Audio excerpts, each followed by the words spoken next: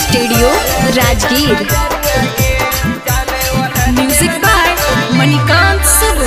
चाल जैनी जान के चाले जमी ससुरवा के, चाल जैनी जान के चाला जमी ससुरवा के। जान ओढ़नी ना मालिक के मारा जैता मजनुआ के, जान ओढ़नी ना मालिक के मारा जैता लभरवा के।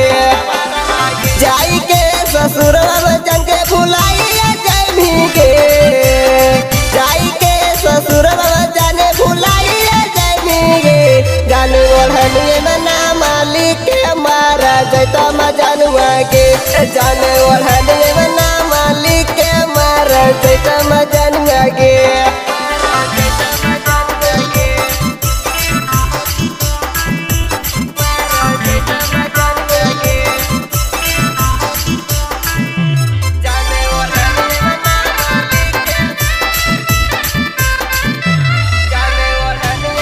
म्यूजिक बाय मणिकांत सबू।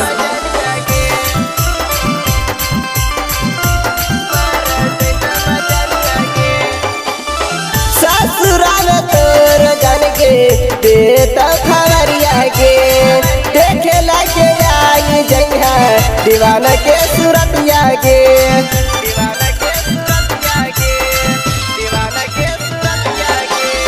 ससुराल जान तोरा देत ही खबरिया के, देखे लगे आई जइहा दीवाना के सूरतिया के।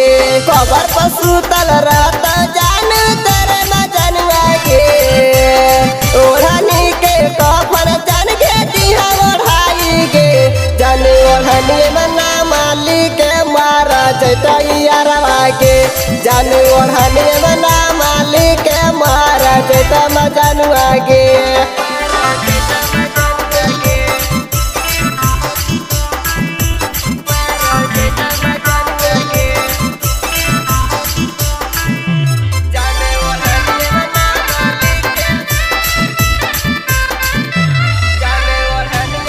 म्यूजिक बाय मणिकांत सबू।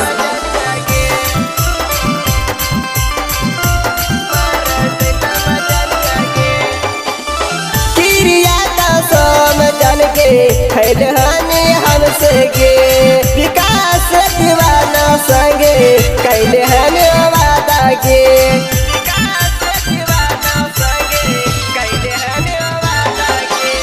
क्रिया का सोम जन के खैलहानी हमसे के, विकास दीवाना संगे कैले हन वादा के।